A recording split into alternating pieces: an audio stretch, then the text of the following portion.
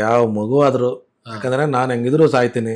ಈ 5 ಮಕ್ಕಳನ್ನ ಇವಳು ಒಬ್ಳೆ ಹೆಂಗ್ ಸಾಕ್ತಾಳೆ, ಇನ್ನು ಇವನು ಬಂದ್ರೆ ಹೆಣ್ಮಗುನ ಗಂಡು ಮಗುನ ಹುಡ್ತಿದಂಗೆ ಇವತ್ತು ಒಂದೆಷ್ಟು ಕೋಟಿ ಬೆಲೆ ಬಾಳ್ತಾ ಇದೆ ಇವತ್ತು ಇದು? ಈಗ ನಮಗೆ ಬಂದಿರೋ ಆಫರ್ ಪ್ರಕಾರ ನೋಡ್ಕೊಂಡ್ರೆ ಆಲ್ಮೋಸ್ಟ್ ವರ್ತ್ ಆಫ್ 75 crores. ನೀನು ನಮ್ಮ ಮನೆಗೆ ಅದೃಷ್ಟವಾಗಿ ಹುಟ್ಟಿರೋ ಒಂದು ಬೇಡದವಾದ ಮಗು. ನಮ್ಮ ತಾಯಿನೇ ಸೆಲ್ಫ್ ಡೆಲಿವರ್ಡ್, ತಂದೆ ಪ್ಯೂರ್ ವ್ಯವಸಾಯ. ಹಳೆ ಕಾಲದಲ್ಲಿ ಅಂದ್ರೆ ರಾಗಿ ಮುದ್ದೆ ರಾತ್ರಿ ಮಾಡಿ ಇಟ್ಬಿಟ್ರೆ ಬೆಳಿಗ್ಗೆ ಉಪ್ಪು ಮೆಣಸಿನ್ಕಾಯಿ. ಬಟ್ ಫಾರ್ ಮೀ ಅಂತಂದ್ರೆ ನನಗೆ ದೇವ್ರೆ ಅವನು, ನಮ್ಮ ಅಣ್ಣ, 3ನೇ ಅಣ್ಣ. ಇನ್ನೊಂದು ರೂಪಾಯಿ ಸಿಕ್ತು ಅಂತಂದ್ರೆ ರಾಜ್ಕುಮಾರ್ ಸಿನಿಮಾ ನೋಡ್ತಿದ್ವಿ. ಫಸ್ಟ್ ಇಯರಲ್ಲಿ I was a ranker, second ಇಯರಲ್ಲಿ ಆಲ್ಮೋಸ್ಟ್ ನಾನು ಫೇಲ್ ಆಗ್ಬೇಕಾಗಿತ್ತು. ಇಬ್ಬರು ಅದರಲ್ಲಿ ಸರ್ಜನ್ಸ್ ಆದ್ವಿ, ಇಬ್ಬರು ನೆಫ್ರಾಲಜಿಸ್ಟ್ಗಳಾದ್ರು. ಗರ್ಲ್ ಫ್ರೆಂಡ್ ಅನ್ಬೇಕಾ ಏನು ಅನ್ಬೇಕು ಅಂತಂದ್ರೆ ಒಬ್ಬ ನನ್ನ ಜೂನಿಯರ್ ಡಾಕ್ಟ್ರ್ ಪರಿಚಯ ಆದರು.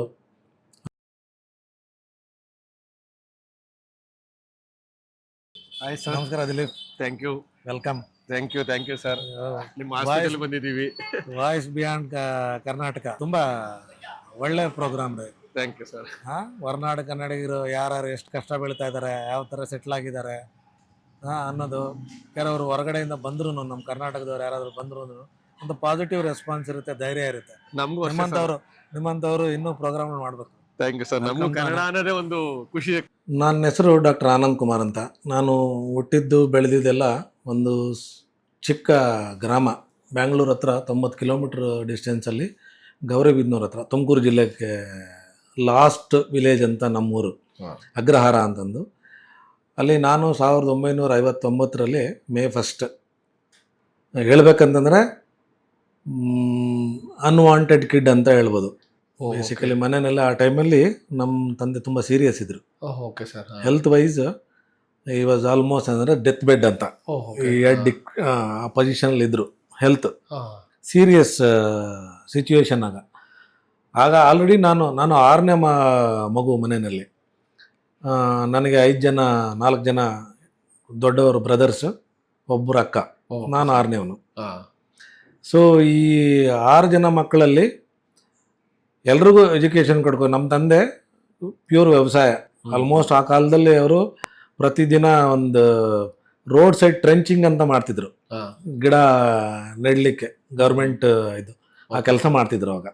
ಅದಲ್ಲದೆ ಒಂದು 5 ಎಕರೆ ಜಮೀನು, ಅದರಲ್ಲೆಲ್ಲ ಸಂಪಾದನೆ ಮಾಡಿ 5 ಜನ ಮಕ್ಕಳನ್ನ ಸಾಕಬೇಕಂದ್ರೆ ಪ್ರಾಬಬ್ಲಿ ಈ ಕಾಲದಲ್ಲಿ ಒಬ್ಬರಂದ್ರೆ ನಾವು ಭಯ ಬೀಳ್ತೀವಿ. ಹೌದು ಸರ್, ಹೌದು. ಸೊ ಆ ಕಾಲದಲ್ಲಿ I think I should be grateful to my dad.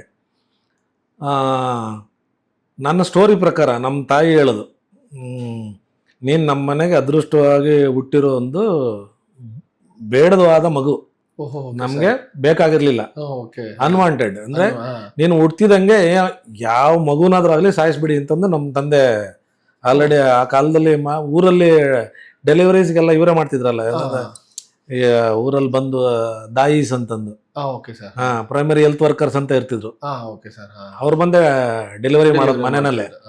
So ಆ ಅಮ್ಮನಿಗೆ ಹೇಳ್ಬಿಟ್ಟಿದ್ದಂತೆ ನಮ್ಮ ತಂದೆ, ಯಾವ ಮಗು ಆದ್ರು, ಯಾಕಂದ್ರೆ ನಾನು ಹೆಂಗಿದ್ರು ಸಾಯ್ತೀನಿ. ಈ 5 ಮಕ್ಕಳನ್ನ ಇವಳು ಒಬ್ಳೆ ಹೆಂಗ್ ಸಾಕ್ತಾಳೆ, ಇನ್ನು ಇವನು ಬಂದ್ರೆ ಹೆಣ್ಮಗುನ ಗಂಡು ಮಗುನ ಹುಡ್ತಿದಂಗೆ ಕತ್ತಿಸಿ ಸಾಯಿಸ್ಬಿಡಿ. ಆ ಥರ ಹೇಳ್ಬಿಟ್ಟಿದ್ರ ಸ್ಟ್ರೈಟ್. ಬಿಕಾಸ್ ಬೆಡ್ಡಿಂದ ಹೇಳೋದಕ್ಕೆ ಆಗ್ತಿರ್ಲಿಲ್ಲ ನಮ್ಮ ತಂದೆಗೆ. ಸೊ ಡೆಸ್ಟಿನಿ, ಇವಾಗ ಒಂದು ಮನುಷ್ಯನ ಹುಟ್ಟೋದು, ಬೆಳೆಯೋದು, ಸಾಯೋದನ್ನ ಯಾರು ಅಂದ್ರೆ ಪ್ರೀ ಡಿಟರ್ಮೆಂಡ್ ಅಂತ ಹೇಳ್ತಾರಲ್ಲ, ಹಿಂಗೆ ಬರಬೇಕು ಅಂತ ಡಿಕ್ಲೇರ್ ಆಗಿದ್ರೆ ದೆರ್ ಈಸ್ ಅ ವೇ ಅಂತಂದು ಒಂದು ಇದಿರುತ್ತೆ. ಆ ಥರ ನಂದು ನಮ್ಮಮ್ಮ ಡೆಲಿವರಿ ಮಾಡ್ಕೋಬೇಕಾದ್ರೆ ಆ ಥರ ಆ ದಿನ ನೋವು ಬಂದಾಗ ನನ್ನ ಅದೃಷ್ಟಕ್ಕೋ ಇಲ್ಲ ನನ್ನ ಡೆಸ್ಟಿನಿ ಇದಕ್ಕೋ ಡೆಲಿವರಿ ಮಾಡೋ ಪರ್ಸನ್ ಈಸ್ ನಾಟ್ ಅವೈಲೇಬಲ್. ಅವತ್ತಿಲ್ಲ, ಯಾರೂ ಇರ್ಲಿಲ್ಲ. ಊರಲ್ಲಿ ಇದ್ದಿದ್ದೆ 18 ಮನೆ. ಬೆಳಿಗ್ಗೆ 10:30 11 ಗಂಟೆಗೆ ನಾನು ಹುಟ್ಟಿರೋದು. ಎಲ್ಲರೂ ಕೆಲ್ಸಕ್ಕೆ ಹೋಗಿರ್ತಾರೆ. ಊರಲ್ಲಿ ಯಾರು ಇರೋದೇ ಇಲ್ಲ. ಊರು ಅಂದ್ರೆ ಖಾಲಿ. ಯಾವಾಗ ಸಾಯಂಕಾಲ 5 ಗಂಟೆವರೆಗೂ ಖಾಲಿನೇ ಇರುತ್ತೆ. ಆ ಟೈಮಲ್ಲಿ ನಮ್ಮ ತಾಯಿನೇ ಸೆಲ್ಫ್ ಡೆಲಿವರ್ಡ್. ನಿಮ್ ತಾಯಿ ಒಬ್ಬರೇ ಸೆಲ್ಫ್ ಡೆಲಿವರ್ಡ್. ಅದಾದ್ಮೇಲೆ ನಮ್ಮ ತಂದೆ ಅಲ್ಲಿವರೆಗೂ ಬೆಡ್ ರೀಡನ್ನು ಹೇಳಲಿಕ್ಕೆ ಆಗದೆ ಇದ್ದರು ಎದ್ದು ಆ ಡೆಲಿವರಿಗೆ ಹೆಲ್ಪ್ ಮಾಡಿ ತಂದೆ ಹೇಳಕ್ಕಾಗ್ದಲೆ ಮನಗಿದ್ದು ಅವತ್ತು ಮಲಗಿದ್ದವನು ಕೂಡ ಅಂತ ಆಲ್ಮೋಸ್ಟ್ ಡೆತ್ ಬೆದ್ದಳು ಇದ್ದವನು ಎದ್ದು ನಮ್ಮ ತಾಯಿಗೆ ಹೆಲ್ಪ್ ಮಾಡಿದ್ರಂತೆ. ಹಬ್ಬ ಹಬ್ಬ ಹಬ್ಬ. This the story. ನಮ್ಮ ಅಮ್ಮ ಯಾವಾಗಲೂ ಹೇಳ್ತಿದ್ರು, ಯಾರಾದರೂ ಬೈದ್ರೆ ಅವನೇನು ಅನ್ಬೇಡ್ರಿ, ಅವನೇನು ಅದೃಷ್ಟವಾಗಿ ನಮಗೆ ನಮ್ಮ ಮನೆಗೆ ಅವ್ನು ಹುಟ್ಟಿದ ಮೇಲೆ ಒಳ್ಳೇದಾಗಿದೆ, ಅವನೇನು ಅನ್ಬೇಡ್ರಿ ಅಂತಂದು. ಹಬ್ಬ ಹಬ್ಬ. ಯಾರ ಅಂದ್ರೆ ಅದು ನಾನು ಯಾವಾಗಲೂ ಕೇಳ್ತಿದ್ದೀನಿ, ನಂಗೆ ಯಾವಾಗ ನೋಡಿದ್ರು ಇದೊಂದು ಯೂಸ್ ಮಾಡ್ತೀಯಲ್ಲ, ನಾನು ಯಾವ ವಿಷಯದಲ್ಲಿ ನಿಮ್ಗೆ ಒಳ್ಳೆದಾಗಂತಂದ್ರೆ ಅವಾಗ ಸ್ಟೋರಿ ಹೇಳಿದ್ದು ನನಗೆ. ಅರೆ ನಿಮ್ಮ ಅಪ್ಪ ಹೇಳಿದ್ನು ಅಮ್ಮನಿಗೆ ದಾಯಿಗೆ ಫಸ್ಟ್ ಯಾರಾದ್ರಲ್ಲಿ ಸಾಯಿಸ್ಬಿಡು. ನಮ್ಮ ಸೋದರತ್ತ ಇದ್ರು, ಓಕೆ ಆಮೇಲೆ ನಮ್ಮ ತಾಯಿ ತಂಗಿ ಹಾ. ಬೇರೆ ಊರಲ್ಲಿ ಕರೆದು ಅವರಿಬ್ಬರಿಗೂ ಒಬ್ಬೊಬ್ರು ಇಬ್ಬರು ಮಕ್ಕಳನ್ನ ತಗೊಂಡೋಗ್ಬಿಡಿ, ಇವಳು ಯಾರನ್ನಾದ್ರೂ ಒಬ್ಬರು ನೋಡ್ಕೊಳ್ತಾಳೆ, ಹಾ. ಇದ್ರ ನಾನು ಸಾತ್ ಮೇಲೆ ಸ್ವಲ್ಪ ಹೆಲ್ಪ್ ಮಾಡಿ ಇವಳಿಗೆ ಅಂತಂದು ಹೇಳ್ಬಿಟ್ಟು ಎಲ್ಲ ಸ್ಟೋರಿ ಡಿಕ್ಲೇರ್ ಮಾಡಿ ಇಟ್ಬಿಟ್ಟಿದ್ನಂತೆ. ಬಿಟ್ಟಿದ್ರು. ಹಬ್ಬ ಹಬ್ಬ. ಸೊ ಅದರಲ್ಲಿ ಬ್ಲೆಸ್ಸಿಂಗ್ ಇನ್ ಡಿಸ್ಗೈಸ್ ಯಾರು ಇರಲಿಲ್ಲ ಆ ಟೈಮಲ್ಲಿ. ಹಾ. ಸೊ ಡೆಲಿವರಿ ಆದಮೇಲೆ ನಮ್ಮ ತಂದೆ ಎದ್ದು ಕೂತ್ಕೊಂಡ್ರಂತೆ. Okay sir. ಕೂತ್ಕೊಂಡು ಡೆಲಿವರಿ ಆಗಿ, ಈಗಿನ ಕಾಲದಲ್ಲಿ ಹಾಸ್ಪಿಟ್ಲಲ್ಲಿ ಡೆಲಿವರಿ ಅಂದ್ರೆ ಅಷ್ಟು ಡ್ರಾಮಾಗಳು ನಡೀತಾ, ಆ ಕಾಲದಲ್ಲಿ ಹೆಂಗೆ ಡೆಲಿವರಿ ಆಯಿತು, ಹೆಂಗೆ ಕಟ್ ಮಾಡ್ಕೊಂಡ್ರು, ಅಂಬ್ಲಿಕಸ್ ಕಟ್ ಮಾಡೋದು, ಈ ಥರ ಯಾಕೆ ಮಾಡಿದ್ರು ಅಂತಂದ್ರೆ ಇಮ್ಯಾಜಿನ್ ಮಾಡ್ಕೊಂಡ್ರೆ ಹಾ. ನಾನು ಅವಾಗ ಅಂದ್ರೆ ಡಿಪ್ರೆಷನ್ ಅನಿಸ್ದಾಗೆಲ್ಲ ಅರೆ ಅವಾಗಲೇ ಆ ಸಿಚುವೇಶನಲ್ಲಿ ಬದುಕ್ದನು ಹಾ. ಇನ್ನೇನಾದರೂ ಅಚೀವ್ ಮಾಡ್ಬೋದು ಅಂತಂದು ಯೋಚನೆ ಮಾಡ್ತಿದ್ದೆ ನಾನು. ಅಲ್ವಾ ಸರ್, ಅವತ್ತ ನಿಮ್ಮ ಮನೇಲಿ ಕತ್ತಿಸಿ ಸಾಯಿಸ್ಬಿಡಿ ಅಂತ ನಿಮ್ ತಂದೆ ಆಲ್ರೆಡಿ ಹೇಳಿ 1969 ಆದ್ಮೇಲೆ ಇವಾಗ suppose to die in that period, ಈ ಲಿವ್ ಟಿಲ್ 1998. ಒಂದ್ ಕಡೆ ತಂದೆ ಮನಗಿದ್ರು, ಒಂದ್ ಕಡೆ ತಾಯಿ ಡೆಲಿವರಿ ಯಾರು ಇರ್ಲಿಲ್ಲ, ನೋವಿಂದ ಒದ್ದಾಡ್ತಿದ್ರು. ಆ ಟೈಮಲ್ಲಿ ಹೆಲ್ಪ್ ಮಾಡಕ್ ಯಾರು ಇರ್ತಿಲ್ಲ. Nobody was there. ಆ ದೇವ್ರು ಎಲ್ಲಿ ಸೃಷ್ಟಿಸ್ತಾರೆ ನಿಮ್ ತಂದೆಗೆ ಪವರ್ ಎಲ್ಲಿ ಇದೆ, ಇದು ಆ ಪವರ್ ಹೆಂಗ್ ಬಂತು ಅಂತಂದ್ರೆ ಇವಾಗ ಎಲ್ಲ ನಮ್ಮ ತಾಯಿ ಅದೇ ಹೇಳದ, ಅರೆ ನಿನ್ನನ್ನು ಸಾಯಿಸು ಅನ್ನೋ ಮನುಷ್ಯ ಎದ್ದು ನಿಂತ್ಕೊಂಡು ಇದೆಲ್ಲ ಮಾಡಿದ್ಮೇಲೆ ನೀನ್ ಬಂದಿರೋದೇ ಏನೋ ಒಂದು ಪರ್ಪಸ್, ಯೂಸ್ಫುಲ್ ಇದೆಯಾ, ನೀನಂತೂ ವೇಸ್ಟ್ ಅಂತೂ ಆಗಲ್ಲ. ಅಲ್ವಾ ಸರ್? ಅದಾದ್ಮೇಲೆ ಈ lived for almost 30 years sir. 1998 29 years ಮನುಷ್ಯ ಬದುಕ್ದ. 20 ಅದಾದ್ಮೇಲೆ 29 ವರ್ಷ. ಮಿರಾಕಲ್. 1969 ಆಲ್ಮೋಸ್ಟ್ ಆಗ್ಬೇಕಾಗಿತ್ತು. ಹೌದು ಸರ್. ಸೊ ಅದಾದ್ಮೇಲೆ ಈ ಲಿವ್ಡ್ ವಿತ್ ಡಿಫಿಕಲ್ಟಿ ಅಂತ ಅನ್ಕೊಳ್ಳಿ, ಅಂದ್ರೆ ಸ್ವಲ್ಪ ಮನೆಗೆ ನೀವು ಒಂಥರ ಗಾಡ್ ಗ್ರೇಸ್ ಸನ್ ಅಂತ ಆಗಿರ್ಬೋದಾ? I don't know. ನಮ್ಮ ತಾಯಿ ಹೇಳಿದ್ಮೇಲೆ ಇದೆಲ್ಲ ನೋಡಿದ್ರೆ I have come with the purpose. ನನಗೆ ತಿನ್ನೋದಕ್ಕೆ ಯೋಚನೆ ಇರಲ್ಲ ಅಂತ ಒಂದು ಧೈರ್ಯ ಅವಾಗ್ಲಿಂದಲೂ ಇರ್ತಿತ್ತು ನನಗೆ. ಓಕೆ. ಅದಾದ್ಮೇಲೆ ನಮ್ಮ ಇದು ಅಂದ್ರೆ ಸ್ಮಾಲ್ ವಿಲೇಜ್. ಸೊ ಆಗ್ಲಿಂದ ನೋಡ್ಕೊಂಡ್ರೆ ನಮ್ಮೂರಲ್ಲಿ ನಾನು ಈಗೋದ್ರೂ ನಮ್ಮೂರಲ್ಲಿ ಮೋಸ್ಟ್ ಎಜುಕೇಟೆಡ್ ಫ್ಯಾಮಿಲಿ ಅಂತಂದ್ರೆ ಇದೊಂದೇ. ನಿಮ್ಮ ಮನೆ ಒಂದೇ. ನಮ್ ದೊಡ್ಡಣ್ಣ ಬಂದ್ಬಿಟ್ಟು ತಹಸೀಲ್ದಾರ್.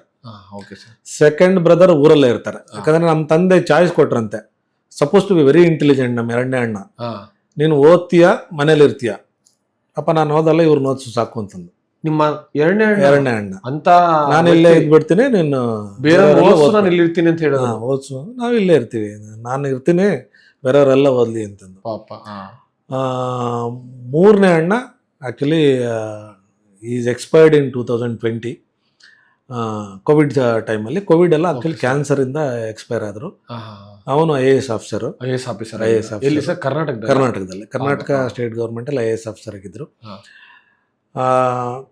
4ನೇವರು ನಮ್ಮ ಅಕ್ಕ. ಅವರು ಬ್ಯಾಂಗ್ಳೂರಲ್ಲೇ ಇದ್ದಾರೆ. ಬ್ಯಾಂಗ್ಳೂರಲ್ಲಿ ಕರ್ನಾಟಕ ಪವರ್ ಕಾರ್ಪೊರೇಷನ್ ಅಲ್ಲಿ almost I think she is retired. ನಮ್ಮ 4ನೇ ಬ್ರದರ್ ಬಂದು civil engineer. Is working for company ಇನ್ ಬ್ಯಾಂಗ್ಳೂರ್. ನಾನು ಲಾಸ್ಟ್. ಬೇಕು ಬೇಡ ಅನ್ನೋ ಒಂದು ಇದು. ಬಟ್ ಆ ವಿಲೇಜಲ್ಲಿ ಎಜುಕೇಶನ್ ಅಂದ್ರೆ ಆ ಟೈಮಲ್ಲಿ ನಮ್ಮ ತಂದೆನೂ ಎಜುಕೇಟೆಡ್ ತಗೊಂಡ್ರೆ. ಆ ಟೈಮ್ಗೆ 7th ಸ್ಟ್ಯಾಂಡರ್ಡ್ ಓದಿದ್ರು ನಮ್ಮ ತಂದೆ. ಆ ಊರಲ್ಲೂ ಬೇರೆಯವರೆಲ್ಲ ಹೆಬ್ಬೆಟ್ ಅಂತಂದ್ರೆ ನಮ್ಮ ತಂದೆನೂ ಒಬ್ಬರು ಬರೆಯೋರು. ನಿಮ್ ತಂದೆ ಆ ಹಳ್ಳಿಗೆ ಎಜುಕೇಟೆಡ್. ಯಾರು ಎಲ್ಲಿ ಲೆಕ್ಕಗಳು ಬೇಕಿದ್ರು, ಏನಾದ್ರು ಇದು ಬೇಕಿದ್ರು ನಮ್ಮ ತಂದೆನೇ ಹೆಲ್ಪ್ ಮಾಡ್ತಿದ್ರು. ಸೊ ಆ ಊರಲ್ಲಿ ಸ್ಕೂಲ್ ಇರ್ಲಿಲ್ಲ. ಎಷ್ಟು ಮನೆ ಇದ್ದ ಸರ್ ಆ ಊರಲ್ಲಿ? 18 ಸರ್. 18 ಇಂದ 20 ಅನ್ಕೊಳ್ಳಿ. ನಮ್ಮ ತಾಯಿ ಕಡೆಯಿಂದ ಒಂದು ಅಷ್ಟು ಮನೆ, ನಮ್ಮ ತಂದೆ ಕಡೆಯಿಂದ 2 ಫ್ಯಾಮಿಲೀಸ್. ನಿಮ್ ಫ್ಯಾಮಿಲಿನೇ ಊರಾಗಿದ್ದು. ಆಕ್ಚುಲಿ ಹಂಗ್ ತಗೊಂಡ್ರೆ ಅಂತಂದ್ರೆ ಪ್ಲೇಗ್ ಟೈಮಲ್ಲಿ, ಆ ಟೈಮಲ್ಲಿ everybody moved. Everybody moved from Andhra border to ಇದು ಈ ಊರು ಬಿಟ್ಟೋದು. ಅವಾಗಿದ್ದ ಅಗ್ರಹಾರ ಅಂತಂದ್ರೆ ಬ್ರಾಹ್ಮಣರ ಊರುಗಳು ಸರ್, ಬ್ರಾಹ್ಮಣರು ನೆಲೆಸಿರೋ ಊರು. ಆ ಊರೆಲ್ಲ ಬಿಟ್ಟದ್ಮೇಲೆ ನಮ್ಮವ್ರು ಬಂದು ಸೇರ್ಕೊಂಡಿರೋದು ಅಲ್ಲಿಗೆ. ಆತರ ಮೈಗ್ರೇಟೆಡ್ ಊರದು. ಬದುಕಬೇಕು ಅಂತಂದ್ರೆ ಯಾವ್ದೋ ಒಂದು ಊರು ಅಂತಂದು ಅಲ್ಲಿ ಸೇರ್ಕೊಂಡ್ರು. ಸೊ ಆತರ ವಿಲೇಜ್ ಅದು. ಒಂದು ಸ್ಕೂಲ್ಗೆ ಹೋಗ್ಬೇಕು ಅಂತಂದ್ರೆ ನಾನು ಪ್ರೈಮರಿ ಸ್ಕೂಲ್ಗೆ ಹೋಗ್ಬಂದ್ರೆ ಅಟ್ಲೀಸ್ಟ್ 4.5 ಕಿಲೋಮೀಟರ್ಸ್ ನಡಿಬೇಕಾಗಿತ್ತು ಡೈಲಿ. ಈಗ ಚಪ್ಲಿ ಇಲ್ಲ ಏನಿಲ್ಲ, ಇರೋದು ಒಂದ್ ಬಟ್ಟೆ. 5 ಜನ ಮಕ್ಕಳಿಗೆ ಎಲ್ಲಿಂದ ರೆಗ್ಯುಲರ್ ಬಟ್ಟೆ ಊಟ ಕೊಡೋಕು, ಒಬ್ರು ಯಾರು ಬೆಳೀತಾ ಹೋಗ್ತಾರ ಅವ್ರ ಬಟ್ಟೆ ಸೈಜ್ ಕಡಿಮೆ ಆದ್ರೆ ನೆಕ್ಸ್ಟ್ ಅವ್ರು ಹಾಕೋಬೇಕು. ಅಂದ್ರೆ ದೊಡ್ಡವ್ರದ್ದು ಸೈಜ್ ಬೆಳೀತಾ ಸೈಜ್. ನಾನು MBBS ವರ್ಗೂ ಅಷ್ಟೇ ಸರ್, ನಾನು MBBS ವರ್ಗೂ ಅಷ್ಟೇ ಅದೇ ತರ. ನಮ್ಮ ಅಣ್ಣಂದು ಇದಾಯ್ತು ಅಂತಂದ್ರೆ ಸೈಜ್ ಡಿಫ್ರೆನ್ಸ್ ಅಂದ್ರೆ ನಾನು ಹಾಕೋದು, ನೀವು ಹಾಕೊಳ್ಳೋದು. ನಾವು ಜಸ್ಟ್ ಸ್ವಲ್ಪ ಮಾರ್ಜಿನಲ್ ಆಲ್ಟ್ರೇಷನ್ ಮಾಡಿಸ್ಕೊಂಡು ಹಾಕೊಳ್ಳೋದು. ಅವಾಗೆಲ್ಲ ಬೆಲ್ ಬಾಟಮ್ ಪ್ಯಾಂಟ್ಗಳ ಲೈಫ್ ಅಲ್ಲ. ಸೊ ಆ ಥರ ನಮ್ಮ ವಿಲೇಜಿಂದ 4 ಕಿಲೋಮೀಟ್ರು ಪ್ರೈಮರಿ ಸ್ಕೂಲು, ಹಿಂಗೊಂದು 5 ಕಿಲೋಮೀಟ್ರು ಮಿಡ್ಲ್ ಸ್ಕೂಲ್. ಲಕ್ ಏನಂದ್ರೆ ನಮ್ಮ ತಂದೆಗೆ ಒಂದೇ ಒಂದು ಹೇಳ್ತಿದ್ದು ಮಕ್ಕಳಿಗೆಲ್ಲ, ಈ ಊರಲ್ಲಿ ಇರಬೇಡಿ, ಇರೋದು 5 ಎಕರೆ ಜಮೀನು, ನೀವು 5-6 ಜನ ನಿಮ್ಮ ಅಕ್ಕ ಈಗ ತಂಗಿದಿರೆಲ್ಲ ಹೆಂಗೆ ಬದುಕ್ತೀರಾ, ಒಂದೊಂದು ಎಕರೆನಲ್ಲಿ ಹೆಂಗೆ ಬದುಕ್ತೀರಾ, ಫ್ಯೂಚರ್ ಹೆಂಗಿರುತ್ತೋ ಗೊತ್ತಿಲ್ಲ. ನಾನು ನಿಮಗೆ ಕೊಡೋ ಆಸ್ತಿ ಅಂತಂದರೆ ಮ್ಯಾಕ್ಸಿಮಮ್ ಎಜುಕೇಷನ್. ಓದೋ ವಿಷಯದಲ್ಲಿ ನಿಮಗೆ ಯಾವ ಥರನಾದರೂ ಓದ್ಕೊಳ್ಳಿ, ನಾನು ಸಹಾಯ ಮಾಡ್ತೀನಿ ಅಂತಂದು. ಬಟ್ ಆ ಥರ ಫಾಲೋ ಅಪ್ ಮಕ್ಕಳ ಎಜುಕೇಷನ್ಗೆ ಈಗಿನ ಕಾಲದಲ್ಲಿ ನೋ ಪೇರೆಂಟ್ಸ್ ವಿಲ್ ಡೂ. ಈಗೆಲ್ಲ ಟ್ಯೂಷನ್ ಹಾಕ್ತಾರೆ, ಅದಾಗ್ತಾರೆ. ಹಾಗಂದ್ರೆ ಬೆಳಗ್ಗೆ 5 ಗಂಟೆಗೆ ನೀನು ಎದ್ದು ಎಲ್ಲ ಕೆಲಸ ಮಾಡಿಕೊಂಡು ಓದ್ಕೊಂಡು ಸ್ಕೂಲ್ಗೆ ಹೋಗಿ ಬರಲಿಲ್ಲ ಅಂತಂದರೆ ಎವ್ರಿ ಡೇ ಅಪ್ಡೇಟ್ ಇರ್ತಿತ್ತು ಸ್ಕೂಲಿಂದ. ಎಲ್ಲ ಟೀಚರ್ಸ್ಗೂ ಪರ್ಸ್ನಲಾಗಿ ಕಾಂಟ್ಯಾಕ್ಟ್ ಇರ್ತಿದ್ದ ನಮ್ಮ ತಂದೆ. ವಾರದಲ್ಲಿ ಸ್ಕೂಲಿಗೆ ಬಂದು ಎಲ್ಲ ವಿಷಯ ತಿಳ್ಕೊಂಡು ಇವ್ನು ಸ್ಕೂಲಿಗೆ ಬರ್ತಿದ್ದಾನಾ ಇಲ್ವಾ, ತರಲೆ ಮಾಡ್ತಾ ಇದ್ದಾನ, ಏನಾದರೂ ಕೆಟ್ಟ ಕೆಲಸ ಮಾಡ್ತಾ ಇದ್ದಾನ, ದಾರಿ ತಪ್ತಿದ್ದಾನ, ಪ್ರತಿ ಒಂದು ಫಾಲೋ ಮಾಡ್ತಿದ್ರು. 5 ಜನಕ್ಕೂ ಸೇಮ್ ಟ್ರೀಟ್ಮೆಂಟ್. ಇವನಿಗೆ ಈ ಥರ ಅಂತ ಇಲ್ಲ. ದೊಡ್ಡವನ್ ಫಾಲೋ ಆದ್ಮೇಲೆ ದೊಡ್ಡವನ್ಗೆ 2ನೇವನಿಗೆ ನೋಡ್ಕೋಬೇಕು, 2ನೇವನ್ 3ನೇವನಿಗೆ ನೋಡ್ಕೋಬೇಕು. ರೆಸ್ಪಾನ್ಸಿಬಿಲಿಟಿನ ಟ್ರಾನ್ಸ್ಫರ್ ಮಾಡ್ತಾ ಹೋದ್ರು. ಅವತ್ತೇ ಜವಾಬ್ದಾರಿಗಳನ್ನ ಡೆಫಿನೆಟ್ ಆಗಿ ನಿಮ್ಗೆ ಇರೋದೇ. ಬುದ್ಧಿ ಇದ್ರೆ ಅನಾತಿಂತ್ಯ, ಇಲ್ಲ ಅಂತಂದ್ರೆ ಹೇಳ್ಬೇಕಂತಂದ್ರೆ ಆ ವರ್ಡೇ ಯೂಸ್ ಮಾಡ್ತಿದ್ರು. ಓದು, ಮುಂದೆ ಹೋಗು, ಏನಾದರೂ ಓದೋನು ಎಲ್ಲಾದರೂ ಒಂದು ಕಡೆ ಬದುಕ್ತಾನೆ, ಇಲ್ಲಲ್ಲ ಅಂದರೆ ಎಲ್ಲಾದರೂ. ಬಟ್ ಈ ಊರಲ್ಲಿ ನಿಮಗೆ ಕಷ್ಟ ಆಗುತ್ತೆ ಅಂತಂದು. ನಾವು ಓದ್ತಿರ್ಬೇಕಾದ್ರೆ ಚೆನ್ನಾಗೇ ಇರ್ತಿತ್ತು, ಎಲ್ಲ ಮಳೆ ಎಲ್ಲ ಚೆನ್ನಾಗಿರ್ತಿತ್ತು, ಅದೆಲ್ಲ ವ್ಯವಸಾಯ ಎಲ್ಲ ಚೆನ್ನಾಗಿತ್ತು. ಬಟ್ ಬರ್ತಾ ಬರ್ತಾ ಬರ್ತಾ ಈಗ ನೋಡಿದ್ರೆ ನನಗೆ ಜ್ಞಾಪಕ ಇರೋವಾಗಲಿಂದ, ನಾನು ಸ್ಕೂಲ್ ಬಿಟ್ಟು ಹೈಸ್ಕೂಲಿಂದ 8th 9th 10th ಬಂದಾಗಲಿಂದ ಮಳೆ ಅನ್ನೋದೇ ಒಂದು ಕಷ್ಟ ಆಗ್ಬಿಟ್ಟಿದೆ. ಬರಗಾಲದ ಬರಪೀಡಿತ ಪ್ರದೇಶ ಅಂತ ಅನ್ಬೇಕು. ಈಗಲೂ ನಾನು ನಮ್ಮೂರಲ್ಲಿ ಮಳೆ ಅಂದಿದ್ದೆ ಇಲ್ಲ. ಸೊ ಅಷ್ಟೊಂದು ಬರಗಾಲ ಬರಪೀಡಿತ ಪ್ರದೇಶ ಅಂತಾನೆ ಹೇಳ್ಬೇಕದು. ನೀವು ತುಮಕೂರು ಡಿಸ್ಟ್ರಿಕ್ಟಲ್ಲಿ ತಗೊಂಡ್ರೆ ಆ ರೀಜನ್, ನೀವು ಕೊರಟಗೆರೆ ತಾಲೂಕು ಈ ಕಡೆ ಬಂದ್ರೆ ನಿಮ್ಗೆ ಎಲ್ಲ ನಮ್ಮ ಪರಮೇಶ್ವರ ಊರು ಕೊರಟಗೆರೆ, ಮಳೆ ಅನ್ನೋದೇ ಇರಲ್ಲ. ಮಳೆ ಅನ್ನೋದೇ ಇರೋದಿಲ್ಲ. ಅವಾಗೆಲ್ಲ ಕೆರೆ ತುಂಬ್ತಿತ್ತು, ಕೆರೆ ಎಲ್ಲ ಇವಾಗ ಒಣಗೋಗಿ. ಸೊ ಎಲ್ಲ ಮನೆ ಅಲ್ಲೆಲ್ಲ ಮನೆ ಕಟ್ಕೊಳ್ತಾ ಇದ್ದಾರೆ ಆ ಥರ. ಸೊ ಅಂಥ ಜೀವನ ನಮ್ಮದು. ಒಂದು ಸ್ಕೂಲ್ಗೆ ಹೋಗ್ಬೇಕು ಅಂತಂದ್ರೂ ಕಷ್ಟ ಆಗ್ತಿತ್ತು. ನಮ್ಮ ತಾಯಿ ಎದ್ದು ಹಳೆ ಕಾಲದಲ್ಲಿ ಅಂದರೆ ರಾಗಿ ಮುದ್ದೆ ರಾತ್ರಿ ಮಾಡಿ ಇಟ್ಬಿಟ್ರೆ ಬೆಳಗ್ಗೆ ಉಪ್ಪು ಮೆಣಸಿನ್ಕಾಯಿ ರಾತ್ರಿ ಮಾಡಿ ಇಟ್ಬಿಡಾರ. ರಾತ್ರಿ ಮಾಡಿ ಇಟ್ಬಿಡ್ತಾರೆ. ಬೆಳಗ್ಗೆ ಎಲ್ಲರೂ 7 ಗಂಟೆಗೆ ಹೊರಟೋಗ್ಬಿಡ್ತಿದ್ವಲ್ಲ. ಇವಾಗ ನಾನು ಸ್ಕೂಲ್ಗೆ ನ್ಯಾಷನಲ್ ಹೈಸ್ಕೂಲ್ ಹೊಸೂರು ಅಂದರೆ ಆಲ್ಮೋಸ್ಟ್ 12 ಕಿಲೋಮೀಟ್ರು. 12 ಕಿಲೋಮೀಟ್ರ್ ಅಂತಂದರೆ ಬಸ್ ಹತ್ತಿಸ್ಕೊಂಡ ಅಂದರೆ ನೀನು ಅದೃಷ್ಟ, ಇಲ್ಲ ಅಂದ್ರೆ ಅಲ್ಲಿಂದ ಒಂಥರ ರೇಸ್ ಥರ ಓಡಬೇಕು, ಸ್ಕೂಲ್ಗೆ ಹೋಗ್ಬೇಕು. ಹೈಸ್ಕೂಲ್ಗೆ ಬ್ಯಾಗ್ನ ತಗೊಂಡು ಹೋಗ್ಲೇಬೇಕು, ಚಾಯ್ಸ್ ಇಲ್ಲ. ಹೋಗ್ಲಿಲ್ಲ ಅಂದ್ರೆ ಬಿಡ್ತವೆ ಮನೆಯಲ್ಲಿ. ಅಪ್ಪ ಹೊಡಿತಾ ಇದ್ರು. ಅಪ್ಪ ಹೊಡೆಯೋದಂದ್ರೆ ಹಂಗಂಗಲ್ಲ, ಕಿಕ್ ಮಾಸ್ಟರೇ. ಫುಟ್ಬಾಲ್ ಪ್ಲೇಯರ್ ಆಗಿದ್ರೆ would have been world class footballer. Dedication ಹೆಂಗಿರ್ತಿತ್ತು ಅಂದ್ರೆ 4:45 ಎದ್ದೇಳ್ಬೇಕು, ಲ್ಯಾಂಪ್ ಇಟ್ಕೋಬೇಕು, ಓದ್ಬೇಕು, ಇಟ್ಕೊಂಡು ಓದ್ಬೇಕು ಅಷ್ಟೇ. 4 ಗಂಟೆಗೆ ನೋ ಚಾಯ್ಸ್, ಬೇರೆ ಚಾಯ್ಸೇ ಇಲ್ಲ. ಎಲ್ಲರೂ ಹೇಳ್ತಾ ಇದ್ರು. ಎಲ್ಲರಿಗೂ 5-5:30 ಬೇರೆ ಕೆಲಸ ಎಲ್ಲ ಸಗಣಿ ಹತ್ತದ ಅದು ಇದು ಏನೋ ಕೆಲ್ಸ ಅದೆಲ್ಲ ಎಲ್ಲ ಮಾಡ್ತಾ ಇದ್ರಾ? ಎಲ್ಲ ಮಾಡ್ಬೇಕು ಸರ್, ಮಾಡ್ಲೇಬೇಕು. ಹಾ. ಹಳ್ಳಿಯಿಂದ ಮೇಲೆ ಎಲ್ಲ ಮಾಡ್ಬೇಕು. ಎಷ್ಟು ಎಮ್ಮೆ ದನಗಳು? ಖಾಲಿ ಇದ್ರೆ 4 ಎಮ್ಮೆಗಳು, 2-3 ಇವಿರ್ತಿದ್ವು. ಹಾ. ಭಾನುವಾರ ಬಂತು ಅಂತಂದ್ರೆ ಭಾನುವಾರ ಅದೇ ಕೆಲಸ. ಅದೇ ಕೆಲಸ. ಹಾ. ಎಮ್ಮೆ ಮೇಯಿಸೋದು. ಖಾಲಿ ಕೂತ್ಕೊಳ್ಳೋ ಅಂತ ಅಭ್ಯಾಸ ಅಂತೂ ನಮ್ಮಲ್ಲಿ ಇರ್ಲೇ ಇರ್ಲಿಲ್ಲ. ರೂಲ್ ಅಂತಂದ್ರೆ ನೀನು ಯಾವತ್ ಖಾಲಿ ಇರ್ತೀಯ, ನಮ್ಮ ಮನೆಗಳಿಗೆಲ್ಲ ಕಂಬ ಇರ್ತಿತ್ತಲ್ಲ, ಕಂಬ ಸುತ್ತು ಹಬ್ಬ ಏನಾದ್ರೂ ಮಾಡ್ತಾ ಇರೋ, ಡೋಂಟ್ ಸಿಟ್ ಐಡಲ್ ಅಂತ, ಬಿ ಎಂಗೇಜ್ಡ್, ಆ ಥರ ಮಾಡ್ತಿದ್ರು. But it was good. ಪ್ರೀತಿ ತೋರಿಸ್ಬೇಕಾದ್ರೆ ತೋರಿಸಿದ್ರು, ಬಟ್ ವಿಷಯದಲ್ಲಿ ಮಾತ್ರ ಎಲ್ಲೂ ಕಾಂಪ್ರಮೈಸ್ ಆಗ್ತಿರ್ಲಿಲ್ಲ. ನನಗೆ ಇನ್ನೂ ಜ್ಞಾಪಕ ಇದೆ, ನಾನು ನ್ಯಾಷನಲ್ ಹೈಸ್ಕೂಲ್ ಹೊಸೂರಲ್ಲಿ ಸ್ವಲ್ಪ ನನ್ನ ತಲಾಟೆ ಜಾಸ್ತಿ. ನಮ್ಮ ಬ್ಯಾಚಲ್ಲೆಲ್ಲ ನಾನು ಹೇಳ್ತಿದ್ರು ಅಂತಂದರೆ, ನ್ಯಾಷನಲ್ ಹೈಸ್ಕೂಲ್ ಹೊಸೂರಲ್ಲಿ ಒಂದು ಟ್ರೆಂಡ್ ಇರ್ತಿತ್ತು. ನರಸಪ್ಪನ ಮಕ್ಕಳು ಅಂತಂದರೆ ಎವ್ರಿ 3 ಇಯರ್ಸ್ಗೆ ಒಬ್ಬೊಬ್ರು, 8th 9th 10th ಬರ್ತಿದ್ದಂಗೆ 8th ಒಬ್ಬ ಬರ್ತಾನೆ, 10th ಒಬ್ಬ ಹೊರಟೋಗ್ತಾನೆ. And all are excellent students. ಅಂದರೆ ಆ ಸ್ಕೂಲಲ್ಲಿರೋ ಟೀಚರ್ಸ್ಗೆ ನಿನ್ನ ಮಗ ನೆಕ್ಸ್ಟ್ ಯಾವಾಗ ಬರ್ತಾನೆ, ನೆಕ್ಸ್ಟ್ ಆ ಥರ ಎವ್ರಿಬಡಿ ವಾಸ್ ಇಂಟೆಲಿಜೆಂಟ್. ಸೊ ಹಂಗಾಗ್ಬಿಟ್ಟು ಹೆಸರು ಇರ್ತಿತ್ತು. ಅದರಲ್ಲಿ ಎಲ್ಲರದ್ದು ಫೀಡ್ಬ್ಯಾಕ್ ನಮ್ಮ ತಂದೆಗೆ ಇರ್ತಿತ್ತು. ಆಲ್ಮೋಸ್ಟ್ ಎವ್ರಿ ಡೇ ಅಪ್ಡೇಟ್ ಲೆಕ್ಕ. ವಾರದಲ್ಲಿ 1-2 ಸಾರಿ ಚಿಕ್ಕ ಪೆಟ್ಟಿಗೆ ಅಂಗಡಿ ಇಟ್ಕೊಂಡಿದ್ರು ನಮ್ಮ ತಂದೆ. ಏನಾದ್ರು ತಗೊಂಡ್ಬರ್ಬೇಕು ಅಂತಂದ್ರೆ ಹೊಸೂರು ಅಂತ ಇತ್ತು ಸ್ಕೂಲ್ ಹತ್ರನೇ, ಅಲ್ಲಿಗೆ ಬರೋರು. ಬಂದ ತಕ್ಷಣ ಫಸ್ಟ್ ಟೀಚರ್ಸ್ ಮೀಟ್ ಮಾಡೋರು, ನಮ್ಮ ಹುಡುಗ ಏನೋ ಯಾವ ಥರ ಓದ್ತಾ ಇದ್ದಾನೆ, ಏನಾದರೂ ಕಿರಿಕಿರಿ ಮಾಡ್ತಾ ಇದ್ದಾನೆ, ಅಪ್ಡೇಟ್ ತಗೊಳ್ತಾ ಇದ್ರು. ಸಾಯಂಕಾಲ ಮನೆಗೆ ಹೋದ್ರೆ ತಪ್ಪಾಗಿತ್ತು ಅಂತ ಮಾತ್ರ ಫಸ್ಟ್ ರೆಸ್ಪಾನ್ಸ್ ನೋ ಊಟ ಆಗ್ಬಾರ್ದಿಲ್ಲ. ತಪ್ಪು ಮಾಡಿದ್ಯಾ ಮಗ ನೀನು, ಊಟ ಇಲ್ಲ ನಿನ್ಗೆ. ಆಮೇಲೆ ಸರಿಯಾಗಿ ಬೀಳೋದು. ಹೆಣ್ಮಗು ಆದ್ರೂ ಊಟ ಕೊಡ್ತಿದ್ದಿಲ್ಲ. ಹೆಣ್ಮಗು ಸ್ವಲ್ಪ ಡಿಸ್ಕೌಂಟ್ ಇರ್ತಿತ್ತು. ಹೆಣ್ಮಗು ಅಂದ್ರೆ ನಮ್ಮ ಅಕ್ಕ ತುಂಬಾ ಸಿನ್ಸಿಯರ್ ಇರ್ತಿತ್ತು, ಗಲಾಟೆ ಇಲ್ಲ ಏನಿಲ್ಲ. ಬೀಳೋದು ನಮ್ಗೆ. ಏನಾದ್ರಾಗಲೇ ಬಂದ ತಕ್ಷಣ ದಾರಿನಲ್ಲೇ ಬಂದ್ರೆ ಹೊಲದ ಹತ್ರ ಊರ ಹತ್ರ ಅಟ್ಯಾಚ್ಡೇ ಹೊಲ ಇರುತ್ತೆ ನಮ್ದು. ಇದ್ರ ಮೇಲೆ ಕುತ್ಕೊಂಡಿರ್ತಿದ್ರು, ಮಂಚದ ಮೇಲೆ, ಕಟ್ಟಿಗೆ ಮಂಚದ ಮೇಲೆ ಕುತ್ಕೊಂಡಿರ್ತಿದ್ರು. ಅಲ್ಲಿ ಕುತ್ಕೊಂಡು ಬಾರೋ ಇಲ್ಲಿ ಅಂತ ಅಂದ್ರು ಅಂತಂದ್ರೆ ಹೋಗಿ ರೆಡಿಯಾಗೆಲ್ಲ ಮುಖ ತಳ್ಕೊಂಡು ಊಟ ಮಾಡಿ ಓದ್ಕೊಂಡ್ರೆ ವಿಷಯ ಬೇರೆ.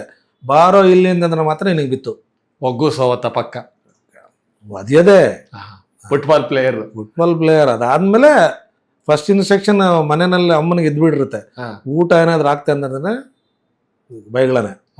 ಆದ್ರೆ ಅವತ್ತು ಊಟ ಇಲ್ಲ, ನಿನ್ಗೆ ಊಟ ಇಲ್ಲ, ಸಾಯ್ಬೇಕಷ್ಟೇ. ಅಭ್ಯಾಸ ಅದೆಲ್ಲ ಒಬ್ರಿಗಿಂತ ಒಬ್ರಿಗೆ ಅದು ಟ್ರಾನ್ಸ್ಫರ್ ಆಗಿತ್ತು ಅನುಭವ ನಮ್ಗೆ. ಇಲ್ಲಿ ಬಾರೋ ಇಲ್ಲಿ ಅಂದ ತಕ್ಷಣ ನನಗೆ ಊಟ ಇಲ್ಲ ಅಂತ ಫಿಕ್ಸ್ಡ್ ಮೈಂಡ್ಗೆ ನಮ್ಗೆ ಆ ಥರ ಟ್ರೀಟ್ ಮಾಡ್ತಿದ್ರು. But we never hated him. ಯಾಕಂದ್ರೆ ಎಲ್ಲದಕ್ಕೂ ಏನಂದ್ರೆ ಒಂದು ಇದರಲ್ಲಿ ನಾವು ಮಾಡ್ತಿದ್ದಕ್ಕೆ ಒಂದು ಸೊಲ್ಯೂಷನ್ ಕೊಡ್ತಿದ್ರು ಅವರು. ಈಗ ಇರಬಾರ್ದು, this is not good future ನೀನು ಒಳ್ಳೇದಲ್ಲ ಅಂತಂದು. ಟೀಚರ್ಗಳೇ ಚೆನ್ನಾಗಿ ಓದ್ತಾವನೆ, ಆದರೆ ಅಂದ್ರೆ ನೆಕ್ಸ್ಟ್ ಏನಾದರೂ ಒಂದು ಆದರೆ ಗ್ಯಾಪ್ ಬಿಟ್ಟವ್ರ ಅಂತಂದ್ರೆ ಮಗ ಏನೋ ತಪ್ಪು ಮಾಡಿದ್ದಾನೆ, ಸಾಯಂಕಾಲ ಸಿನಿಮಾ ಸ್ಟಾರ್ಟ್ ಅಂತಂದು ಆ ಥರ ಇತ್ತು. 50 ಪೈಸೆ ಕೊಡ್ತಿದ್ರು. 50 ಪೈಸದಲ್ಲಿ ನೀನು ಒಂದು 20 ಪೈಸಾದ್ರೂ ವಾಪಸ್ ತಗೋ, ಒಂದು ಅಪ್ಪ 20 ಪೈಸೆ ಮೆಣಸಿನ ಅಂದ್ರೆ ಶಬಾಷ್ ಅನ್ನೋನು ಅಷ್ಟೇ. ಅಂದ್ರೆ ಉಳಿಸ್ಕೊಂಬಂದ್ರೆ ಗ್ರೇಟ್.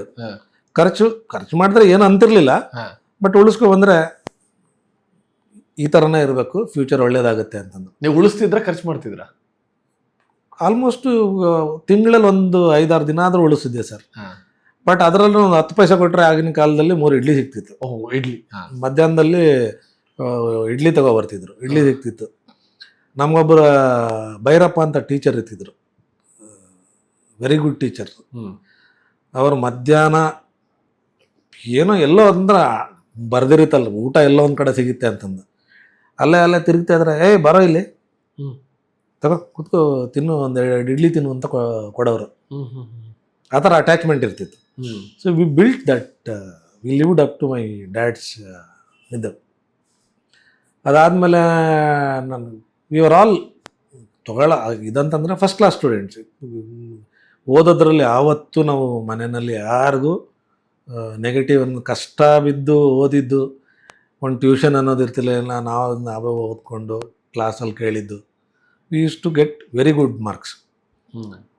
ಆ ಸ್ಕೂಲ್ಸ್ಗೆಲ್ಲ ಟಾಪರ್ ಇರ್ತಿದ್ವು ನಾವು. ಅದರಲ್ಲಿ ನಮ್ಮ ಅಣ್ಣನೇ ಇವರೇ ಸ್ವಲ್ಪ ವೈಲೆಂಟ್ ಕ್ಯಾಂಡಿಡೇಟ್ ಅಂತಂದು, IAS. IAS ವೈಲೆಂಟ್ ಕ್ಯಾಂಡಿಡೇಟ್ ಅಂತ ಇರ್ತಿದ್ದ. ಬಟ್ ಫಾರ್ ಮೀ ಅಂತಂದ್ರೆ ನನಗೆ ದೇವರೇ ಅವನು. ನಮ್ಮ ಅಣ್ಣ, ಮೂರನೇ ಅಣ್ಣ. ನಾನು ಇವಾಗ ಫೋಟೋ ಇಟ್ಕೊಂಡಿದ್ದೀನಿ ನನ್ನ ಇದರಲ್ಲಿ ಅಂತಂದರೆ ಈಸ್ ಮೈ ಗಾಡ್. ನಮ್ಮ ತಂದೆಗಿನ್ನ ಹೆಚ್ಚು ಅಂತ ಒಂದೊಂದು ಹೇಳ್ತೀನಿ ಎಲ್ರಿಗೂ. ಅದಾದಮೇಲೆ ನಮ್ಮ ತಂದೆ, ನೀನು ಇನ್ನು ಸಾಕು ಡಿಗ್ರಿ ಏನಾದರೂ ಮಾಡಿರಿ, ಡಿಗ್ರಿ ಏನಾದರೂ ಮಾಡಿ ಯಾವುದಾದ್ರೊಂದು ಗೌರ್ಮೆಂಟ್ ಜಾಬು ಅದು ಅಪ್ಲೈ ಮಾಡೋ, ಕ್ಲರ್ಕು ಏನೋ ಸಿಗುತ್ತೆ, ನಿಮ್ಮ ಅಣ್ಣ ಹೆಂಗಿದ್ರು ಕ್ಲರ್ಕಿಂದ ತಹಸೀಲ್ದಾರ್ ಆಗಿದ್ದಾನೆ, ನೀವು ಇದು ಅಂತಂದು. ಈ ಅಣ್ಣ ಅಂದ, ನೀನು ಓದ್ಬೇಕನ್ನೋ ಅಂತಂದು. ಅವನು ಮತ್ತೇನು ಮಾಡ್ತೀಯ ಅಂತ. ನನಗೆ ಬೆಂಗಳೂರಲ್ಲಿ ಓದಬೇಕು ಅಂತ ಆಸೆ ಅಣ್ಣ. ಇಲ್ಲಿ ಗೌರಿಬಿದನೂರಲ್ಲಿ ಕಾಲೇಜ್ ನಿನಗೂ ಗೊತ್ತು ಅಷ್ಟು ಇದಿಲ್ಲ ಅಂತಂದರೆ, ಸರಿ ಬೆಂಗಳೂರಿಗೆ ಅಪ್ಲೈ ಮಾಡು, ಅಪ್ಪನಿಗೇನು ಹೇಳ್ಬೇಡ, ಅದಾದಮೇಲೆ ನೋಡೋಣ ಅಂತಂದು. ಅಪ್ಲೈ ಮಾಡಿದೆ, ಸಿಕ್ತು. MES ಕಾಲೇಜಲ್ಲಿ ಸಿಕ್ತು. ಅಲ್ಲಿ ನಮ್ಮ ದೊಡ್ಡಣ್ಣ ಇರ್ತಿದ್ರು. ನಮ್ಮ ದೊಡ್ಡಣ್ಣನಿಗೆ ಈ ಕನ್ವಿನ್ಸ್ಡ್, ಅವನಿಗೇನು 10 ರೂಪಾಯಿ ಅಲ್ಲ, ನಾನು ನೋಡ್ಕೊಳ್ತೀನಿ. ಅವನಿಗೆ ಬ್ಯಾಂಕಲ್ಲಿ ಕೆಲಸ ಮಾಡ್ತಿದ್ದ ಬೈ ದೆನ್, ನಮ್ಮ ಮೂರನೇ ಅಣ್ಣ. ಸೊ ತಿಂಗಳಿಗೆ ನಮಗೆ 10 ರೂಪಾಯಿ. 10 ರೂಪಾಯಿ ಸರ್. ಅವಾಗ 4 ರೂಪಾಯಿ ಬಸ್ ಇದು ಪಾಸ್. 4 ರೂಪಾಯಿ ಇರ್ತಿತ್ತು ಬಸ್ ಪಾಸ್. ಅಷ್ಟೇ, 4 ರೂಪಾಯಿ. ಬೆಂಗಳೂರಲ್ಲಿ ಮತ್ತಿಕೆರೆಯಿಂದ ಮಲ್ಲೇಶ್ವರಂಗೆ ಎಷ್ಟಾಗುತ್ತೆ ಸರ್ ಬಸ್ ಪಾಸ್? ಅವಾಗ ತುಂಬ ಚೀಪ್ ಇರ್ತಿತ್ತು. ಇನ್ನೊಂದು ರೂಪಾಯಿ ಸಿಕ್ತು ಅಂತಂದ್ರೆ ರಾಜ್ಕುಮಾರ್ ಸಿನಿಮಾ ನೋಡ್ತಿದ್ವಿ. ತಪ್ಸ್ಕೊಂಡು ಹೋಗಿ ಅವಾಗ್ಲೂ ಮೂವಿ ಹುಚ್ಚಿತ್ತ? ಮೂವಿದು ಅವಾಗ ಯಾವ್ದು ರಾಜ್ಕುಮಾರ್ ಮೂವಿ ಮರೆಯಕ್ಕಾಗ್ದೋ ಇದು ಮೂವಿ? ನಾನು ಆಲ್ವೇಸ್ ಬಂಗಾರದ ಮನುಷ್ಯ ಸರ್. ಆಗಿನ ಕಾಲದಲ್ಲಿ ಅಂದ್ರೆ ಅವಾಗಲೇ ಬಂದಿರೋ ಮೂವಿ ಆದ್ರಿಂದ. ಯಾಕೆ ಇಷ್ಟ ಬಂಗಾರದ ಮನುಷ್ಯ? Teachers life sir. ಅದರಲ್ಲಿ ನೀವು ನೋಡಬೇಕು ಅಂತಂದರೆ ಮನುಷ್ಯ ಬಂಗಾರವಾಗಿ ಇದು ಮಾಡಬೇಕು ಅಂತಂದರೆ ಎಲ್ಲ ಒಂದು ಕಡೆ you should be useful to the society ಅನ್ನೋ ಒಂದು ಮೆಸೇಜ್ ಚೆನ್ನಾಗಿರುತ್ತೆ ಅದರಲ್ಲಿ. ಪ್ಲಸ್ ಇನ್ನು ರಾಜ್ಕುಮಾರ್ ಫ್ಯಾನ್ಸ್ ಮನೆಯಲ್ಲೆಲ್ಲ ಎಲ್ಲರೂ ರಾಜ್ಕುಮಾರ್ ಫ್ಯಾನ್ಸ್. ನಮ್ಮ 4ನೇ ಅಣ್ಣ ಅಂತೂ ನಡ್ಕೊಂಡು ಹೋಗ್ಬಿಡ್ತಿದ್ದ ಎಲ್ಲ ಶೂಟಿಂಗ್ ಇದ್ರು. ಹುಚ್ಚು ಅಷ್ಟು ಇಷ್ಟು ಹುಚ್ಚಲ್ಲ, ಹಂಗಿರ್ತಿದ್ರು. ಸೊ MES ಆದಮೇಲೆ ನನಗೆ ಆಪ್ಷನ್ ಈಗ ಇಂಜಿನಿಯರಿಂಗ್ ಜಾಯ್ನ್ ಆಗಬೇಕಾ, ಮೆಡಿಸಿನ್ ಜಾಯ್ನ್ ಆಗಬೇಕಾ. ಎಂಟ್ರೆನ್ಸ್ ಬರೆದೆ, ಒಳ್ಳೆ ರ್ಯಾಂಕೇ ಬಂತು. ನನಗೆ ಇಂಟ್ರೆಸ್ಟ್ ಇದ್ದಿದ್ದು ಇಂಜಿನಿಯರಿಂಗ್. ನಾನು ಅವಾಗ UVCನಲ್ಲಿ ವಿಶ್ವೇಶ್ವರಯ್ಯ ಇನ್ಸ್ಟಿಟ್ಯೂಟ್ ಗೌರ್ಮೆಂಟ್ ಕಾಲೇಜಲ್ಲಿ ಸಾಫ್ಟ್ವೇರ್ ಇದು ಬಂತು ನನಗೆ, ಅಂದರೆ ಕಂಪ್ಯೂಟರ್ ಸೈನ್ಸ್ ಬಂತು. ಆಲ್ಮೋಸ್ಟ್ ಜಾಯ್ನ್ ಆಗಿ ಹೋಗ್ಬಿಟ್ಟಿದೆ. ನಾವಪ್ಪ ಕರೆದು 4 ಬಿಟ್ರು. ಸೊ ಮತ್ತೆ ಅದೇ ಆ ದೊಡ್ಡ ಮಗ ಆದರೂ ಹೊಡೆದ್ರು ಸರ್. MBBS ಅಲ್ಲಿ ಇರ್ಬೇಕಾದ್ರೂ ನನಗೆ ಬೀಳ್ತಿತ್ತು ಸರ್. ಆ ಮನುಷ್ಯ ಅಂದ್ರೆ ನಾವು ಕಾಣಿಸ್ಕೊಂಡ್ರೆ ಒಯ್ಕೋಬೇಕಷ್ಟೇ, ಆ ಥರ ಇರ್ತಿದ್ರು. ಅಂದರೆ ನಾನು ಹೇಳಿದ್ದು ನಡಿಬೇಕು. ಬಿಕಾಸ್ ನಿಮ್ಗೆ ಹೆಂಗಿರುತ್ತೆ ಆಗಿನ ಕಾಲದಲ್ಲಿ ಆಲೋಚನೆ ಮಾಡಿದ್ರೆ, ದೇ ಪ್ಲ್ಯಾನ್ ಫಾರ್ ಯು. ಎಲ್ಲನೂ ಪ್ಲ್ಯಾನ್ ಮಾಡಿ ಇಡ್ತಿದ್ರು. ನಾಟ್ ರಾಂಗ್ ಇದು. ನಾನು ಆಸೆ ಹೇಳ್ಕೊಂಡ್ರು, ನೋಡ್ ಮಗ, ನಿಮ್ಮ ಒಬ್ಬ ಅಣ್ಣ ಆಲ್ರೆಡಿ ಇಂಜಿನಿಯರ್ ಇದ್ದಾನೆ, ನೀನು ಇಂಜಿನಿಯರ್ ಆದರೆ ಏನು ಉಪಯೋಗ? ಅವನಿಗೆ ಕಷ್ಟ ಆಗುತ್ತಲ್ಲ ಇಲ್ಲೇ. ನನಗಿಷ್ಟ ಆಗಲ್ಲ. ನನಗಿಷ್ಟ ನಮ್ಮ ಮನೆಯಲ್ಲೊಬ್ಬರು ಡಾಕ್ಟ್ರ್ ಆಗಲೇಬೇಕು. ನಾನೊಬ್ಬನೇ ಮನೆಯಲ್ಲಿ ಡಾಕ್ಟ್ರು. ನಿಮ್ಮಪ್ಪನ ಡ್ರೀಮ್ ಆಗಿತ್ತು. It was is dream.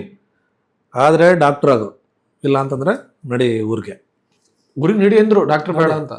ನಡಿ ಊರಿಗೆ, ದನಕಾಯಿ ಇದೆ ಅದರಲ್ಲಿ.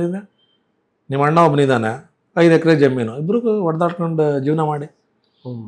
ಅದಾದಮೇಲೆ ಯೋಚನೆ ಮಾಡಿ ಐ ಡಿಸೈಡೆಡ್ MBBSಗೆ ಜಾಯ್ನ್ ಆದ. ಬೆಂಗಳೂರು ಮೆಡಿಕಲ್ ಕಾಲೇಜಲ್ಲಿ ಬಂತು. ಆವಾಗ ನಮ್ಮ ಅಣ್ಣ, ನಮ್ಮ ತಂದೆ ಏನಂದ್ರು, ಇವಾಗ ಫೀಸು ಹಂಗೆಲ್ಲ ಏನು ಮಾಡ್ತೀಯ? ನಾನಂತೂ ಕಟ್ಲಿಕ್ಕಾಗಲ್ಲ. ಯಾರು ನಿಮ್ಮ ಅಣ್ಣ? ನಮ್ಮ ತಂದೆ. ಜಾಯ್ನ್ ಆಗು ನೋಡು, ಇಲ್ಲ ಅಂತಂದ್ರೆ ಲೋನ್ ತಗೋ ಅಂತಂದರು. ಅವಾಗ 20,000 ಲೋನ್ ತೊಗೊಂಡೆ ನಾನು. ನಮ್ಮ ಅಣ್ಣನೇ ಹೇಳಿದ್ರು, ಸಿಂಡಿಕೇಟ್ ಬ್ಯಾಂಕಲ್ಲಿ ಇದ್ರು ಅವರು. 20,000 ಲೋನ್ ಇಟ್ಕೋ, ಏನಕ್ಕಾದ್ರೂ ಉಪಯೋಗ ಬೀಳುತ್ತೆ ಅಂತಂದು. ಹಿಂಗೆ ಸಮಯ ಎಮರ್ಜೆನ್ಸಿ. ಬಟ್ ಎವ್ರಿ ಮಂತ್ ನನಗೆ 250 ರೂಪಾಯಿ ಕಳಿಸ್ತಿದ್ರು. ಯಾರು? ನಮ್ಮ ಅಣ್ಣ. ಫಸ್ಟ್ನೇ ಅಣ್ಣನ? ಮೂರನೇ ಅಣ್ಣನೇ. ಮೂರನೇ ಅಣ್ಣ. ಬೇರೆ ಯಾರು ನನಗೆ ಅಷ್ಟು ಮಾನಿಟರ್ಲಿ ಹೆಲ್ಪ್ ಮಾಡಿದ್ದಿಲ್ಲ. ದೊಡ್ಡಣ್ಣನ ಮನೆಯಲ್ಲಿ 2 ವರ್ಷ ಇದ್ದೆ, 2-3 ವರ್ಷ ಇದ್ದೆ. Almost 4 years. First year PUC, second year PUC, first year second ಇಯರ್ವರೆಗೂ ಅವ್ರ ಮನೆಯಲ್ಲಿದ್ದೆ. ಅದಾದಮೇಲೆ ಹಾಸ್ಟೆಲ್ಗೆ ಶಿಫ್ಟ್ ಆದೆ. ಆ ಟೈಮಲ್ಲಿ ನಮ್ಮ ಅಣ್ಣ, ನಿನಗೆ ಹಾಸ್ಟೆಲ್ ಫೀಸು, ತಿಂಗಳು ಊಟ ಹಾಕೋಷ್ಟು ಖರ್ಚು ನಾನು ತೊಗೊಳ್ತೀನಿ, ಪ್ಲಸ್ ಬಸ್ ಪಾಸ್. ಅವಾಗ 10 ರೂಪಾಯಿ ಆಗಿತ್ತು ಬಸ್ ಪಾಸ್. 10 ರೂಪಾಯಿ ಬಸ್ ಪಾಸ್? 10 ರೂಪಾಯಿ ಆಗಿತ್ತು ವರ್ಷಕ್ಕೆ? ತಿಂಗಳಿಗೆ 10 ರೂಪಾಯಿ. ತಿಂಗಳ ನನಗೆ 250 ರೂಪಾಯಿ ಇದು ಕಳಿಸ್ತಿದ್ರು. ಅವಾಗ ಪೋಸ್ಟಲ್ ಇದರಲ್ಲಿ ಕಳಿಸ್ತಿದ್ರು. ಅವಾಗೆಲ್ಲ ಈ ತರ ಫೋನ್ ಪೇನು ಇತ್ತಿಲ್ಲ, ಏನೂ ಇರಲಿಲ್ಲ. ನೀವು ಬಂದರೆ ಅವನು ಪೋಸ್ಟ್ ಆಫೀಸ್ ಒಂದು ಬಂದು 250 ರೂಪಾಯಿ ನಿನ್ನ ಮನಿ ಆರ್ಡರ್ ಬಂದಿದೆ ಅಂತಂದು. ನಾನು ರವಿಚಂದ್ರನ್ ಮೂವಿಲಿ ನೋಡಿದ್ದೆ ಈ ಮನಿ ಆರ್ಡರ್. ಅಮ್ಮ ಪಾಪ ಅವ್ರಿಗೆ ಕಳ್ಸೋದು ಒಂದು ಯಾವ್ದೋ ಮೂವಿ ಮನಿ ಆರ್ಡರ್ ಬರ್ತಿತ್ತು. ಅವಾಗ ಫೋನ್ಗಳೇ ಇರಲಿಲ್ಲಲ್ಲ ಸರ್. ಲ್ಯಾಂಡ್ಲೈನ್ ಹಾಸ್ಟೆಲಲ್ಲಿ ಒಂದು ಇದಿರ್ತಿತ್ತು. ಹೇಗೆಲ್ಲ ಕಮ್ಯುನಿಕೇಶನ್ ಮಾಡ್ತಾ ಇದ್ರಿ ಆಗೆಲ್ಲ? ಲ್ಯಾಂಡ್ಲೈನ್ ಕಮ್ಯುನಿಕೇಶನ್ ಎಲ್ಲ ಲೆಟರ್ಸೇ ಸರ್. ಲೆಟರ್ಸೇ ಬಂದಾಗ ಒಂದು ಲೆಟ್ರ್ ಬರೀತಿದ್ದು ಕರೆಕ್ಟಾಗಿ ಈ ಟೈಮ್ಗೆ ನಾನು ಬರ್ತೀನಿ ಅನ್ನೋ ಒಂದು ಲೆಟ್ರ್ ರೀಚ್ ಆಗ್ತಿತ್ತು. ಅದು postal department was very good that time. Deliveries ಚೆನ್ನಾಗಿರ್ತಿತ್ತು. ಸೊ MBBS ಅಲ್ಲಿ again it was tough journey. 250 ರೂಪಾಯಲ್ಲಿ ಬುಕ್ಸು ತೊಗೋಬೇಕು. ಲಕ್ಕಿಲಿ ಐ ಗಾಟ್ ಏನಂತಂದರೆ ಅವಾಗ ಫ್ರೆಂಡ್ಸ್ ಅನ್ನೋದು ಎಂಟರ್ಡ್ ಇಂಟು ಲೈಫ್. ಹಾಂ, ನನಗೀಗಲೂ ನಮಗಿವಾಗ ಆಲ್ಮೋಸ್ಟ್ ನಾನು MBBS 1987 ಜಾಯ್ನ್ ಆಗಿ ಈಗ 2026 ಅಂದರೆ ಆಲ್ಮೋಸ್ಟ್ 40 ಇಯರ್ಸ್. ನೆಕ್ಸ್ಟ್ ಇಯರ್ ಅಂದರೆ 40 ಇಯರ್ಸ್ ಜರ್ನಿನಲ್ಲಿ ನನಗಿಬ್ಬರು ಈಗಲೂ ನಾವು ಒಂದು 10 ಜನ ಫ್ರೆಂಡ್ಸ್ ಇದ್ದೀವಿ. We never left each other. 10 ಜನ so close. If you are very rich, if you are ಇದು ನಂತರ ಬಡವರು ಎಲ್ಲ ಜೆಲ್ಲಾಗಿ ಎಲ್ಲದರಲ್ಲೂ ಹೆಲ್ಪ್ ಮಾಡ್ತೀವಿ. ಯಾವುದೇ ಭೇದ ಭಾವ ಇಲ್ಲ. ನನ್ನ ಹತ್ರ ಬುಕ್ ಇಲ್ಲ ಅಂದ್ರೆ ತಗೊಳ್ಳೋ, ಇದು ಬರ್ದಿದ್ದೀನಿ ತಗೋ, ರಾತ್ರಿ ಓದು, ನಾಳೆ ನನಗೆ ಕೊಡು ಅನ್ನೋರು. ಇಲ್ಲ ಮನೆಗೆ ಬಾ, ಇವತ್ತು ರಾತ್ರಿ ಇಲ್ಲೇ ಇರೋ, ಓದ್ಕೊಳ್ಳೋಣ ಅಂತಂದು. And I had a very good roommate. 90% of the times ಲೈಬ್ರರಿನಲ್ಲಿ ಕೂತಿರ್ತೀವಿ. ನಮಗೆ ಈಗಿನ ಕಾಲದಲ್ಲಿ ನೋಡಿದೆ ಅಂತಂದರೆ, ಇವಾಗ ನನ್ನ ಮಕ್ಕಳು ಏನಿಲ್ಲ ಅಂದ್ರೆ ತಿಂಗಳಿಗೆ 20-25 ಸಾವಿರ ರೂಪಾಯಿ ಖರ್ಚು ಮಾಡ್ತಾರೆ. 25 ಸಾವಿರ ರೂಪಾಯಿ ತಿಂಗಳಿಗೆ ಖರ್ಚು ಮಾಡ್ತಾರೆ. ಅದು ಜನ್ರೇಷನ್ ಇದು. ಆ ಟೈಮಲ್ಲಿ ನಮಗಿದ್ದಿದ್ದೇನೆಂದರೆ ಕಾಲೇಜು, ಹಾಸ್ಟೆಲ್ಲು, ಮೆಸ್ಸು, ರೂಮು, ಇವು 4 ಗೊತ್ತು. ಅಂದರೆ ಕಾಲೇಜ್ಗೆ ಹೋಗ್ಬೇಕು, ಕಾಲೇಜ್ ಮುಗೀತಾ, ಟೈಮ್ ಇತ್ತಾ, ಲೈಬ್ರರಿಗೆ ಹೋಗು, ಓದ್ಕೋ, ಇಲ್ಲ ಅಂದರೆ ಹೋಗು. ಅವಾಗ ಕಮ್ಯುನಿಕೇಷನ್ ಅನ್ನೋದೇನಿಲ್ಲ. ಹಾಸ್ಟೆಲಿಗೆ ಬಂದರೆ ನನ್ನ ರೂಮ್ಮೇಟ್ ಬಂದ್ಯಾ ಅಂತ ಅನ್ನೋನು, ಇಲ್ಲ ಅನ್ನೋದು ಎಲ್ಲಿದೆಯೋ ಗೊತ್ತಿಲ್ಲ. ನಡ್ಕೊಂಡಾದರೂ ಬರಬೇಕು, ಇಲ್ಲ BTS ಬಸ್ಸಲ್ಲಿ ಹತ್ತಾದರೂ ಬರಬೇಕಾಗಿತ್ತು. ಸೆಕೆಂಡ್ ಇಯರ್ಲಿ ಇರಬೇಕಾದ್ರೆ ನನಗೆ ಬೇಬಿ ಸಿಟ್ಟಿಂಗ್ ಜಾಬ್ ಸ್ಟಾರ್ಟ್ ಆಯಿತು. ನಮ್ಮ ಅಣ್ಣನ ಮನೇಲಿದ್ದೆ. ಅದೇ ಕೈಘಟನೆಗಳು ಅಂತಂದ್ರೆ ಒಂಥರ ರೆಸ್ಪಾನ್ಸಿಬಿಲಿಟಿ ಅಂತ ಅನ್ನೋದು. ಬೆಳಿಗ್ಗೆ ಎದ್ದು ರಂಗೋಲಿ ಹಾಕಬೇಕು ಮನೆಯಲ್ಲಿ. ನಿಮ್ಮ ಅಣ್ಣನ ಮನೇಲಿ ರಂಗೋಲಿ ಹಾಕಬೇಕು. ಕೆಲವು ಹೇಳ್ಕೋಬಾರ್ದು, ಬಟ್ ನಮ್ಮ ಅಣ್ಣನಿಗೆ 2 ಮಕ್ಕಳಿದ್ರು. ಆ ಮಕ್ಕಳಿಗೆ ಚಿಕ್ಕ ಮಕ್ಕಳು. ಆಲ್ಮೋಸ್ಟ್ ಏನಂದರೆ ನಾನು ಬೆಳಗ್ಗೆ ಎದ್ದು ಮಕ್ಕಳಿಗೆ ಎಲ್ಲ ಕಾರ್ಯಕ್ರಮಗಳು ಮಾಡಿ ಇದು ಮಾಡಿ ಮತ್ತೆ ಸಾಯಂಕಾಲ ಬೇಗ ಬಂದು, ಇವರು ಇಬ್ಬರು ಕೆಲಸಕ್ಕೆ ಹೋಗ್ತಿದ್ರಲ್ಲ, ಬೇಗ ಬಂದು ಮಕ್ಕಳು ನೋಡ್ಕೋ, ಬೇಬಿ ಸಿಟ್ಟಿಂಗ್ ಆ ಮಟ್ಟಲ್ಲಿ ಎರಡೂ ಓದಬೇಕು, ಇದು ಮಾಡಬೇಕು ಅಂತಂದರೆ ಸ್ವಲ್ಪ ನನಗೆ ಫಸ್ಟ್ ಇಯರಲ್ಲಿ I was a ranker. Second ಇಯರಲ್ಲಿ ಆಲ್ಮೋಸ್ಟ್ ನಾನು ಫೇಲ್ ಆಗಬೇಕಾಗಿತ್ತು. ಆ ಸಿಚುವೇಶನ್ಗೆ ಬಂತು.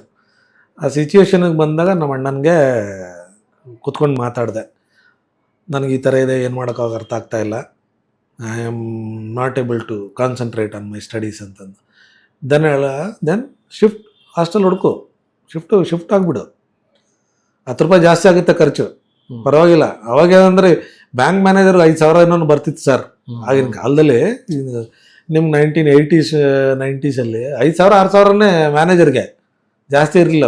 ಮ್ಯಾಕ್ಸಿಮಮ್ ಅವರು ಕೊಡ್ತಿದ್ದು ಪೆಟ್ರೋಲ್ ಖರ್ಚು, ಬೇರೆ ಏನಿರಲಿಲ್ಲ. ಇವಾಗ RDO officer, rural development officer ಅಲ್ಲ, ಪೆಟ್ರೋಲ್ ಖರ್ಚು ಬಿಟ್ಟು 5,000 ಅದರಲ್ಲೂ ನಮಗೂ ಇದು ಮಾಡಬೇಕಾಗಿತ್ತು. ಸೊ ಈ sacrificed lot. We didn't marry till we settled. ಮೂರನೇ ಅಣ್ಣ. ಹಾಂ, ನಾವು MBBS, ನಮ್ಮ ಅಣ್ಣ ಇಂಜಿನಿಯರಿಂಗ್ ಸೆಟ್ಲ್ ಆಗೋವರೆಗೂ ಅವ್ನು ಮದುವೆ ಆಗೋದಕ್ಕೆ ರೆಫ್ಯೂಸ್ ಮಾಡ್ದ. You had personal reasons to not to marry, but this was is main motto ಇತ್ತು. ಇವ್ರನ್ನ ಒಂದು ಗಡಿಗೆ ಸೇರಿಸೋಣ, ಅದಾದಮೇಲೆ ಲೈಫ್ ನಡೀತದೆ ಅಂತಂದು. ಸೊ ಹಾಸ್ಟೆಲಿಗೆ ಜಾಯ್ನ್ ಆಗಿ I continued my education. Then I picked up and stood first in all. ಅದಾದಮೇಲೆ ಮತ್ತೆ ಸ್ಟಾರ್ಟ್ ಅಲ್ಲ ಲೈಫ್. MBBS ಮುಗೀತು, ಈಗೇನು ಮಾಡ್ತೀಯಾ? ನಿಜವಾದ ಲೈಫ್ ಈಗ ಸ್ಟಾರ್ಟ್. ಈಗ ನಮ್ಮ ತಂದೆ ಏನಂತಂದರೆ, ಇನ್ನೇನು ಓದ್ತೀಯ ಮಗ, ಡಾಕ್ಟ್ರ್ ಆಗಿದೆಯಲ್ಲ, ಸಾಕು, ಗೌರ್ಮೆಂಟ್ ಜಾಬಿಗೆ ಜಾಯ್ನ್ ಆಗು.